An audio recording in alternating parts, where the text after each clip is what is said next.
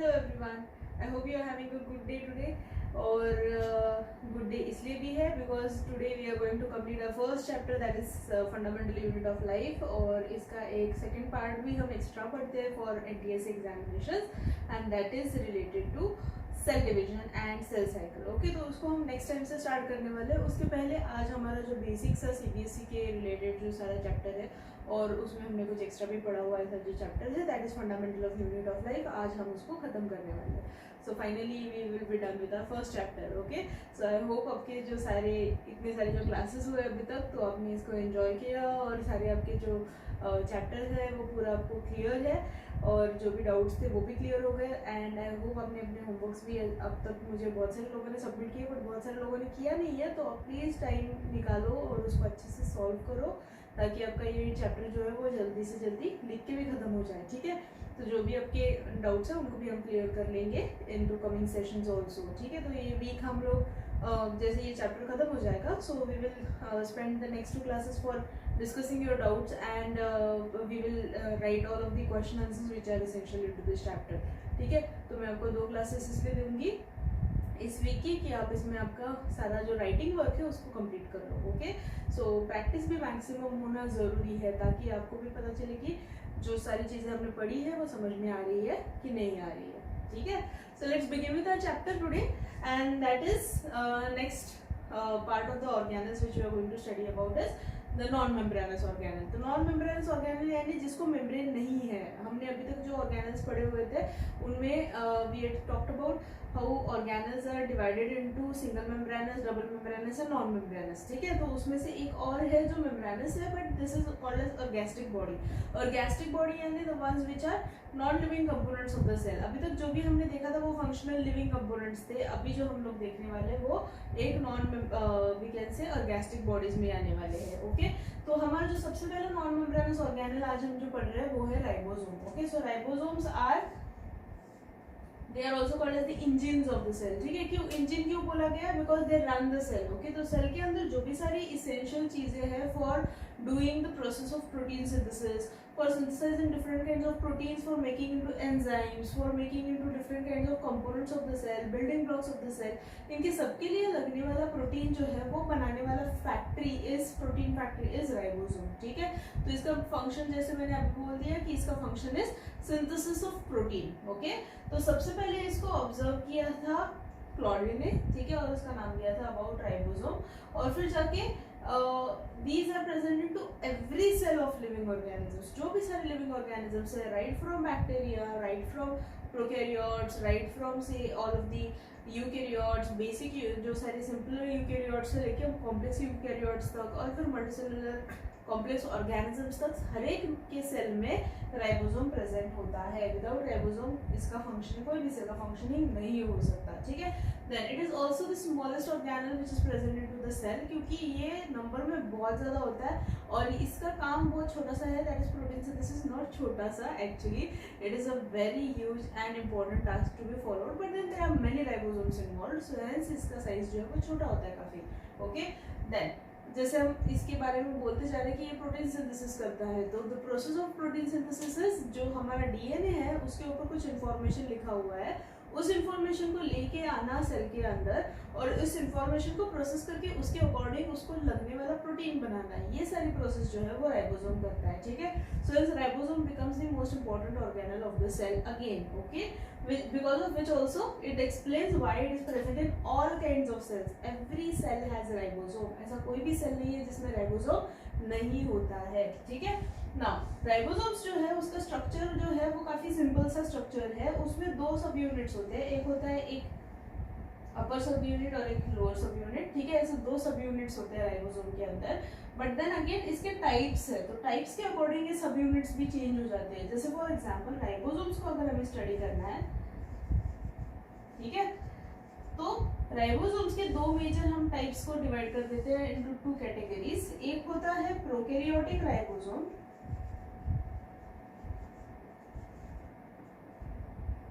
ठीक है, और एक होता है यूकैरियोटिक राइबोसोम।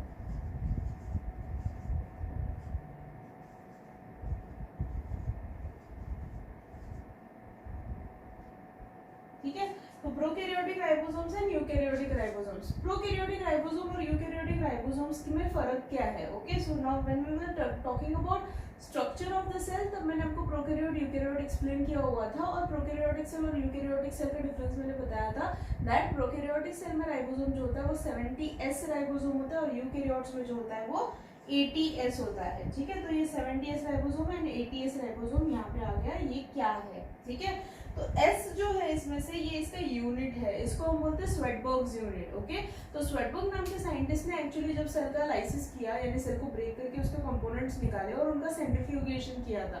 सेंट्रीफ्यूगेशन प्रोसेस में क्या होता है कि हम लोग कोई भी कंपोनेंट अगर मिक्सचर बना हुआ है अपने पास, उसके कंपोनेंट्स को उसकी साइज के हिसाब से अगर सेग्रीगेट करना है, then we put all of the components into a test tube, और ऐसे हम 2 टेस्ट ट्यूब्स बैलेंसिंग के लिए लगा देते हैं, एंड देन सेंट्रीफ्यूज मशीन में हम उसको घुमा देते हैं। तो सेंट्रीफ्यूज मशीन में जब ये घूमते जाता है तब चीजें अकॉर्डिंग टू साइज सेग्रीगेट होना शुरू हो जाती है। ठीक है, तो उसमें हमें ग्रेडियंट मिल जाता है according to the size of the component present inside. ठीक है, तो उस हिसाब से राइबोसोम्स जो है वो भी सेपरेट आउट हो गए सेल के कंपोनेंट्स में से according to its size. Okay, तो जैसे ही उसने ये सारा सेंट्रीफ्यूगेशन किया और फिर उसका साइज के हिसाब से सेग्रीगेशन किया, तो उसको मिला कि राइबोसोम जो है वो, प्रोकैरियोट्स के राइबोसोम जो है तो वो 70 मार्क पर आ रहे थे, और जो यूकैरियोटिक राइबोसोम है उनका साइज बड़ा था, उसकी वजह से वो 80 मार्क पे आ रहे थे। तो उसने उसकी यूनिट को नाम दे दिया 70S एंड 80S, यानी 70S पे प्रेसिपिटेट आउट होने वाला जो राइबोसोम है वो प्रोकैरियोटिक राइबोसोम, व्हेरेas 80S के ऊपर प्रेसिपिटेट आउट होने वाला, या फिर the one which gets layered into 80 वाला marking, then that is eukaryotic ribosome. ठीक है, तो इस हिसाब से उसने इनके नाम दिए थे, स्वेटबर्ग्स यूनिट बोलते हैं इसको। ठीक है, तो द 70S राइबोसोम जो है और 80S राइबोसोम जो है स्ट्रक्चर सेम है, दिखने में ऐसा ही दिखता है, एक ऊपर का सब यूनिट, एक नीचे का सब यूनिट। ओके, बस इसमें डिफरेंस क्या है? तो difference is into the size. तो साइज का डिफरेंस क्या है? तो इसका जो बिगर सब यूनिट है और लार्जर सब यूनिट है, it is divided into 2 types. Larger sub unit, this is the larger one, ठीक है, और ये है स्मॉलर वन। ठीक है, तो लार्जर सब यूनिट जो है it is into 70S, it is of 50S size, whereas the smaller subunit it is of 30S size. ठीक है, ऐसे इसके 2 साइजेस है। जबकि हम यूकैरियोटिक 80S राइबोसोम देखेंगे तो इसके जो 2 कंपोनेंट्स है, larger subunit it is of 60S size, whereas smaller subunit it is of 40S size.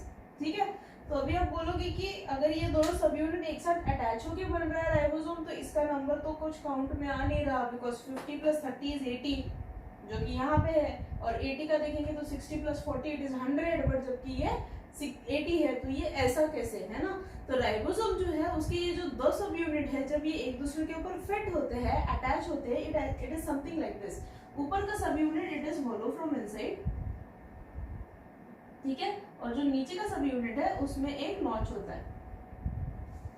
Okay, so hence larger sub unit जो है it is that is bigger in size, that is 50S हो सकता है या फिर 60S हो सकता है। प्रोकैरियोट के केस में वो 50S रहेगा, जबकि यूकैरियोट्स के केस में वो 60S रहेगा। और फिर स्मॉलर सब यूनिट जो है वो 30S साइज का प्रोकैरियोटिक के इसमें, और यूकैरियोट के इसमें 40S साइज का।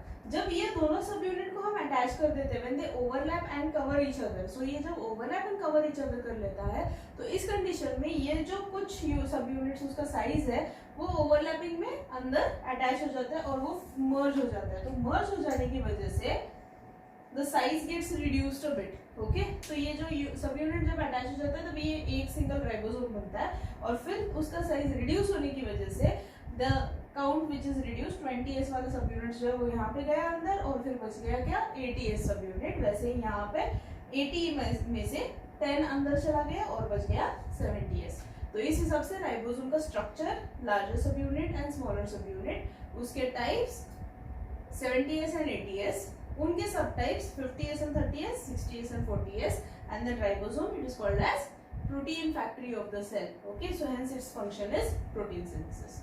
तो ये बहुत इजी सा ऑर्गेनेल है, इसमें कुछ ज्यादा है नहीं आपको याद रखने के लिए। ठीक है, बस इसमें आपको याद क्या रखना है कि राइबोसोम बना तो कौन है। तो राइबोसोम बनाने का ऑर्डर आता है थ्रू न्यूक्लियोलस। ओके, तो न्यूक्लियोलस जो उसका फंक्शन था उसमें हमने पढ़ा हुआ था कि राइबोसोम बनाता है, तो हेंस राइबोसोम बनाने का ऑर्डर आता है न्यूक्लियोलस से।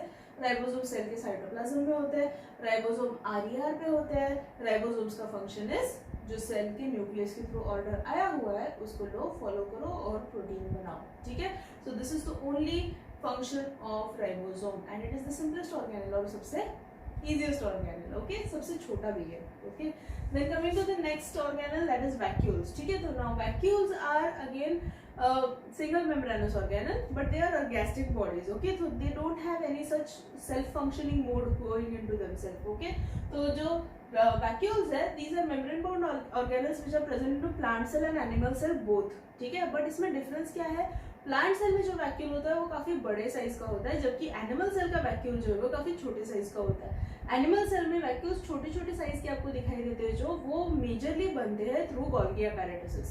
गोल्गी apparatus से जो निकलने वाले छोटे छोटे वैक्यूल्स है, those get detached and they form the vacuole into plant cell. जबकि एनिमल सेल जबकि into plant cell the case is different. Plant cell में वैक्यूल का बहुत बड़ा इंपॉर्टेंस है, बिकॉज प्लांट सेल्स जो है मेजरली ये लोग नॉन लिविंग होते हैं या फिर परमानेंट हो जाते हैं। परमानेंट हो जाते हैं यानी इनमें सेल डिवीजन नहीं होने वाला है। तो इस कंडीशन में इस सेल को बहुत सारी चीजें अपने आप में स्टोर करके रखना बहुत जरूरी हो जाता है। तो इनको स्टोरेज करने का काम वैक्यूल्स बहुत ज्यादा मेजर रोल करते हैं इसमें प्ले, कि ये लोग क्या करेंगे, स्टोरेज के लिए हेल्प करेंगे। तो most of the plant cell का आप देख सकते हो कि वो प्लांट सेल काफी बड़ा भी हो तो भी उसका साइज बड़ा इसलिए होता है क्योंकि उसका सेंट्रल पार्ट, बहुत सारा part, almost we can say half of the part also कभी कभार तो is covered by a vacuole, ठीक है। तो इतना बड़ा वैक्यूल प्लांट को जरूरी है, जबकि एनिमल सेल में वो काफी छोटे होते हैं।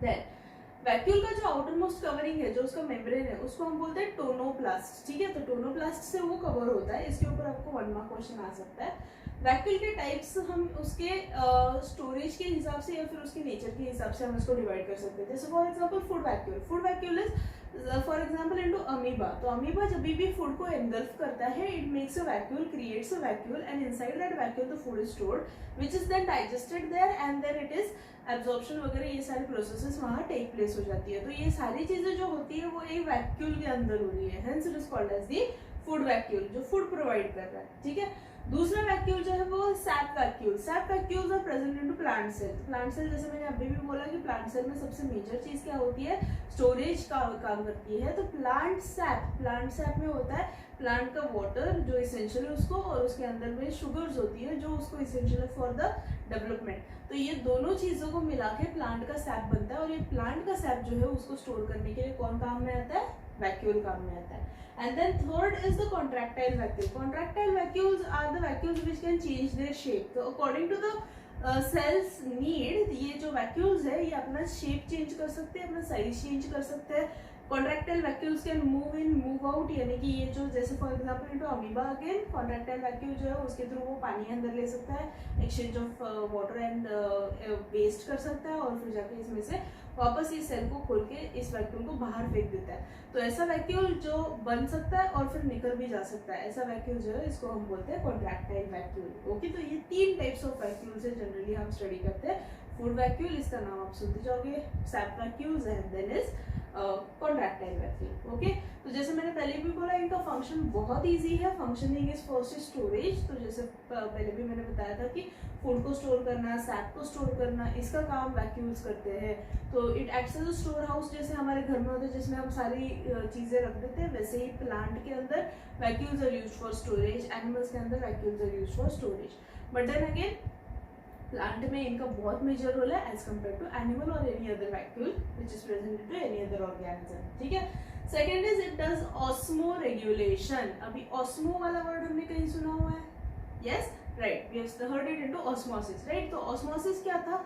वाटर का एक्सचेंज हमने देखा था according to the concentration of sugar and salt. बाहर शुगर सॉल्ट ज्यादा होगा तो पानी बाहर निकलता है, अगर अंदर शुगर एंड सॉल्ट ज्यादा होगा तो पानी अंदर आता है। ये सारी चीजें हमने ऑलरेडी स्टडी की हुई है। तो ऑस्मोसिस वाले फैक्टर को सेव करने का, यानी कि जैसे हमने उस टाइम में पढ़ा हुआ था कि अगर हाइपोटोनिक सॉल्यूशन हो जाएगा तो सेल के अंदर पानी घुस जाएगा और फिर सेल जो है वो फूल के फूट जाएगा तो सेल मर जाएगा। तो इसको बचाने के कैसा, राइट। तो ये जरूरी चीज जो है वो होती है ऑस्मो रेगुलेशन, यानी ये सारे वैक्यूल्स जो है वो क्या करते हैं, एक्सेसिव आया हुआ पानी जो है सेल के अंदर उसको एब्जॉर्ब करके ये वैक्यूल जो है वो पी लेता है। तो वैक्यूल फूल जाता है, खुद फूल जाता है, और सेल के साइटोप्लाज्म को वो डाइल्यूट होने नहीं देता और सेल को फूलने से वो रोकता है। ठीक है, सो हेंस वैक्यूल्स जो है वो क्या करेंगे, पानी एब्जॉर्ब कर लेंगे। वैसे ही अगर सपोज उल्टा रिएक्शन हो गया, पानी छूट गया है सेल से, सेल श्रिंक हो रहा है, तो उस कंडीशन में वैक्यूल के अंदर के सैप का वाटर जो है उसको वो दे देता है एंड सेल को वो सूखने से बचाता है। तो ये दोनों कंडीशन में ऑस्मो रेगुलेशन करना, यानी कि पानी ज्यादा हो उस कंडीशन में उसको एब्जॉर्ब कर लेना, कम कंडीशन में उसको वापस दे देना, ये कंडीशन जो है जिसमें वाटर मेंटेनेंस होता है या फिर वाटर लेवल जो है उसको एक प्रॉपर अमाउंट में मेंटेन करने का काम कौन करता है, वैक्यूल्स करते हैं। ठीक है, so this is the function of vacuoles which you can just remember, that is storage and osmoregulation. And then last organelle which is remaining, that is centrosomes. तो सेंट्रोसोम्स जो है ये कुछ स्टार एस्ट्रिक शेप के ऐसे छोटे से organelles है, generally these are proteinaceous in nature और mostly these are seen into animal cell because इनका फंक्शनिंग एनिमल सेल में ज्यादा होता है। कुछ प्लांट सेल्स में हमें ये दिखाई देता है, नॉट इनटू सारे प्लांट सेल। प्लांट सेल में जनरली हमें इसका फंक्शनिंग नहीं है, क्योंकि मोस्टली इन प्लांट सेल में जो है cell division is through cell plate formation. उसमें हमें कोई जरूरत नहीं है कि सेल को खींचो और फिर उसको बीच में से स्क्वीज करके उसको कट करो, जो कि नॉर्मली होता है इनटू एनिमल सेल। तो सेंट्रोसोम्स जो है इनका लोकेशन जो है वो हमेशा न्यूक्लियस के पास में होता है। ठीक है, न्यूक्लियस के पास में हमें छोटे छोटे स्टार शेप के ये सेंट्रोसोम्स दिखते हैं। सेंट्रोसोम्स के दो सब टाइप्स है और उनको हम बोलते हैं सेंट्रियोल्स। तो सेंट्रियोल्स जो है वो हमें न्यूक्लियस के पास में दिखते हैं एक्चुअली। और फिर जो इसका फंक्शन है that is into cell division. तो ये क्या करता है, सेल डिवीजन के टाइम में जैसे ही न्यूक्लियस का डिवीजन स्टार्ट हो जाता है, ये न्यूक्लियस के पास से निकल के सेल के दो पोल्स में चला जाता है। ठीक है, suppose for example this is our cell और यहाँ पे न्यूक्लियस के पास में ये दोनों थे। ठीक है, तो सेल डिवीजन करना है तो ये क्या करेगा, यहाँ से मूव होगा और एक यहाँ चला जाएगा और एक यहाँ चला जाएगा। ठीक है, तो it will mark the poles of the cell. तो poles of the cell mark करके क्या करेंगे ये लोग, they will keep that area mark, ताकि न्यूक्लियस जब भी सेपरेट करना है, उसको खींच के जब भी सेपरेट करना है, तो उसके लिए ये दोनों क्या करेंगे, वहां से वो स्पिंडल फाइबर्स छोड़ेंगे, that is thread like structure which will pull the nucleus apart. Okay, ये हम सेल डिवीजन में और डिटेल में पढ़ने वाले हैं कि कैसे ये फंक्शन करता है। तो सेल को पोल क्रिएट करना, उसको बीच में से फॉरो निकालना है, तो फिर उसको सारा मटेरियल को बाजू बाजू में रखना जरूरी है। तो इसमें सबसे बड़ा इंपॉर्टेंट काम आता है सेंट्रोसोम्स का। तो ये हो गया इसका first function, helps into cell division. Second function is it helps into basal granule production of cilia and flagella. अभी सीलिया एंड फ्लैजेला जो है वो हमें पता है सेल की मोटिलिटी के लिए हेल्प करता है। तो सेल की मोटिलिटी के लिए हेल्प करने वाला सीलिया एंड फ्लैजेला जो है वो सेल मेम्ब्रेन के बाहर निकलता है और उसके बीच में सेल मेम्ब्रेन के बीच में ये एक नॉब होता है जिसमें से ये निकल रहा है। ठीक है, तो ये जो नॉब है या फिर ये बेसल ग्रैन्यूल जो है जिसमें से ये सीलिया या फिर फ्लैजेला निकलेगा, that is made through centrioles या फिर सेंट्रोसोम्स। ठीक है, तो सेंट्रोसोम्स का फंक्शन उसमें भी आता है कि वो क्या करता है, फ्लैजेला एंड सीलिया निकालने में हेल्प करता है। इवन इनटू स्पर्म सेल, उसका टेल रीजन जो है जो कि फ्लैजेला के जैसा ही काम करता है, that is also produced through centrosomes only. Okay, तो दो फंक्शंस, एक है उसका सेल डिवीजन का फंक्शन, दूसरा है उसका movement of the production of the basal body for flagella और सीलिया। ठीक है, तो ये हो गए हमारे सारे ऑर्गेनल्स कंप्लीट जो हमने अभी तक पढ़े हुए थे, और फिर जाके हमारा जो सेल का पूरा जो उसमें सब चीज़ें जो इम्पोर्टेंट है वो कवर अप हो गई, उसके ऑर्गेनल्स एंड एवरीथिंग। बस अभी बचता है कुछ चीज़ें जैसे how to draw plant cell diagram, how to draw animal cell diagram, इनके डिफरेंशिएशन जो है या फिर क्वेश्चन आंसर्स जो है, इनको हम लोग आने वाले कुछ क्लासेस में डिस्कस करने वाले हैं। And then we will finish off with this chapter and then we are going to start with our next chapter that is cell division and cell cycle. Okay, तो ये बहुत इंपॉर्टेंट है कि आपको वो समझे चैप्टर, तो उसके लिए बेसिक सी चीज़ें जो है वो आपको पता होना जरूरी है। So I hope all of the things are clear. एक बार फिर से रिवाइज करते हैं। Ribosomes, non membranous organelle, present into all cells, सबसे स्मॉलेस्ट इन साइज, इसका function is protein synthesis. Ribosomes के दो type, prokaryotic ribosome, eukaryotic ribosome. Prokaryotic ribosome का साइज इज 70S, दो सब यूनिट का size 50S 30S। Eukaryotic ribosome 80S in size, इसके दो sub unit 60S 40S in size, एक दूसरे को ओवरलैप करके अटैच हो जाता है और वो राइबोसोम बनता है। राइबोसोम का function protein synthesis.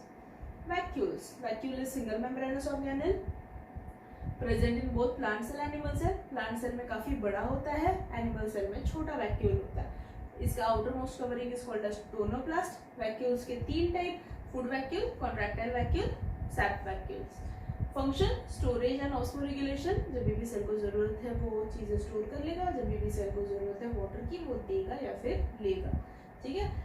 Last organelle centrosomes, centrosomes के सिंगल यूनिट्स को बोलते हैं सेंट्रियोल्स, जो कि 2 होते हैं, न्यूक्लियस के पास लोकेटेड होता है। इसका function is into cell division and इसका दूसरा function is into formation of cilia and flagella का basal body. Okay, so this ends with our chapter. जो भी मेजर ऑर्गेनल्स थे वो हमने कवर कर लिए, सेल का बेसिक हमने डिस्कवरीज एंड सब थियरीज हमने ऑलरेडी कर लिया।